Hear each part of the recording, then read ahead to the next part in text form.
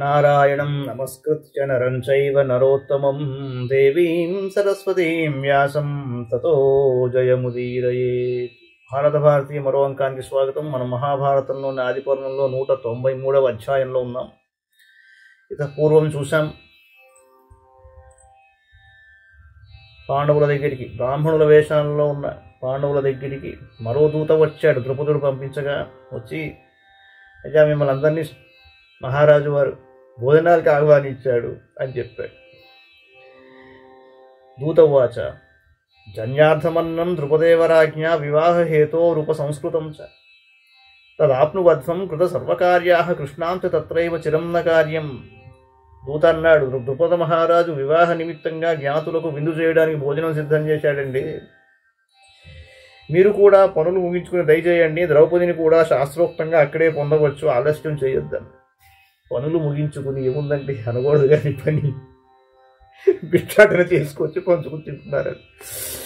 ఇమే రథాః కాంచన పద్మచిత్రాః సదస్వయుక్త వసుధాధిపార్హాః ఏతాన్ సమారుహ్య సమేత సర్వే పాంచాలరాజస్య నివేశనం తత్. ఈ రథాలు బంగారు కమలాల చిత్రాలు గలవి, శ్రేష్ఠాశ్వాలు పూంచబడి రాజశ్రేష్ఠుల కరహాలై ఉన్నాయి.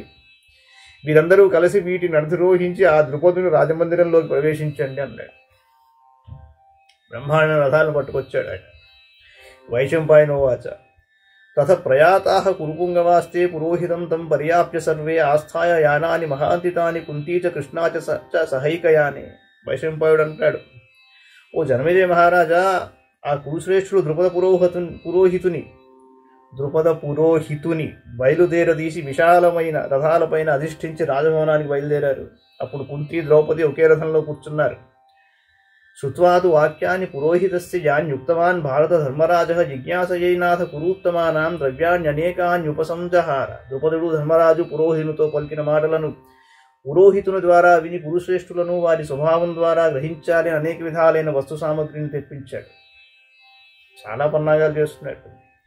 ఫలాని మాల్యాని చ సంస్కృతాని వర్మాని చర్మాని తథాసనాని గాశ్చేవ రాజన్నథ చైవ రజ్జూః బీజాని చాన్యాని కృషి నిమిత్తం అన్యేషు శిల్పేషు యాన్వవిస్యుః సర్వాణి కృత్యాన్యఖిలేన తత్ర క్రీడా నిమిత్తాన్యభియాని తత్ర సర్వాణి తత్రోపజహార రాజా. ఓ రాజా, వివిధ ఫలాలు, సుందరంగా కూర్చిన మాలలు, కవచాలు, డాలులు, ఆసనాలు, గోవులు, త్రాళ్ళు, వ్యవసాయానికి ఉపయోగించే గింజలు, వివిధ కర్మల నిమిత్తమైన వస్తువులను సమకూర్చాడు. క్రీడల కొరకు ఉపయోగించే క్రీడా సామగ్రిని కూడా పూర్తిగా తెప్పించి అక్కడ సిద్ధపరిచట. వర్మాణి చర్మాణి చ భానుమంతి ఖడ్గా మహాంతోష్వరథాశ్చ చిత్రాః ధనూంచి చాగ్ర్యాణి శరాశ్చ చిత్రాః శక్త్యష్టయః కాంచనభూషణాశ్చ ప్రాసా భుషుండ్యశ్చ పరశ్వథాశ్చ సాంగ్రామికం చైవ తథైవ సర్వం శయ్యాసనాన్యుత్తమ వస్తువంతి తథైవ వాసో వివిధం చ తత్ర. రెండవ వైపున కవచాలు, మెరిసిపోయే ఢాళ్ళు, కత్తులు, పెద్ద పెద్ద విచిత్ర రథాలు, గుర్రాలు, శ్రేష్టమైన విచిత్రాలైన బాణాలు, సువర్ణభూషితాలైన శక్త్యాయుధాలు, రుష్టులు, ప్రాసాలు, పేల్చే సామగ్రులు, పరశ్వధాలు, యుద్ధ సామగ్రి, ఉత్తమాసనాలు, పాన్పులు, చాలా రకాల వస్త్రాలు అన్ని ఏర్పాటు చేశాడు. కుంతీతు కృష్ణాం పరిగృహ్య సాధ్వీం అంతఃపురం ద్రుపదస్యావివేశ స్త్రియశ్చ తాం కౌరవరాజపత్నిం ప్రత్యర్చయామాసు రదీరసత్వాః. కుంతీదేవి సాధ్వీన ద్రౌపదిని తీసుకుని ద్రుపదుని అంతఃపురంలోకి ప్రవేశించింది. అక్కడ ఉదార మనస్కులైన స్త్రీలు కౌరవరాజపత్ని కుంతిని ఆదర సత్కారాలతో అర్చించారు. తాన్ సింహ విక్రాంతగతీన్ నిరీక్ష మహర్ష భాష్యా నజితునోత్తరీయాన్ గూఢోత్తరాంశాన్ భుజగేంద్ర భోగ ప్రలంబవాహాన్ పురుష ప్రవీరాన్ రాజా చ రాజ్ఞ సచివాశ్చ సర్వే పుత్రాశ్చ రాజ్ఞ సుహృదస్తథైవ ప్రేష్యాశ్చ సర్వే నిఖిలేన రాజన్ హర్షం సమాపేతురతీవ తత్ర. ఓ రాజా, సింహగమనం, వృషభనేత్రాలు, నల్లలేడి చర్మాలు, బలిష్టమైన ఎగుభుజాలు, పాము పడగల వంటి బాహువులు గల ఆ పురుషోత్తములను చూసి ద్రుపదుడు, అతని మంత్రులు, పుత్రులు, స్నేహితులు, సేవకులు అందరూ మిక్కిలి సంతోషించారు. తే తత్ర వీరాః పరమాసనేషు సపాద పీఠేష్వ విశంకమానాః యథానుపూర్వం వివిషుర్నరాగ్ర్యాః తథా మహర్షేషు న విస్మయంతః. వీరులైన పాండవులు పాదపీఠాలతో కూడిన ఆసనాలపై సందేహింపగా మనస్సునందు ఆశ్చర్యాన్ని పొందకుండా కూర్చున్నారు. ఉచ్చావచం పార్థివ భోజనీయం పాత్రీషు జాంబూనదరాజతీషు దాసాశ్చ దాస్యశ్చ సుమృష్టవేషాః సంభోజకాశ్చాప్యుపజఘ్రురన్నం. సుందర వేషధారులై వంట ఇంటి పరిచారకులు పరిచారికలు బంగారు పాత్రలలో బహువిధాలైన భోజన సామగ్రిని తెచ్చి వడ్డించారు.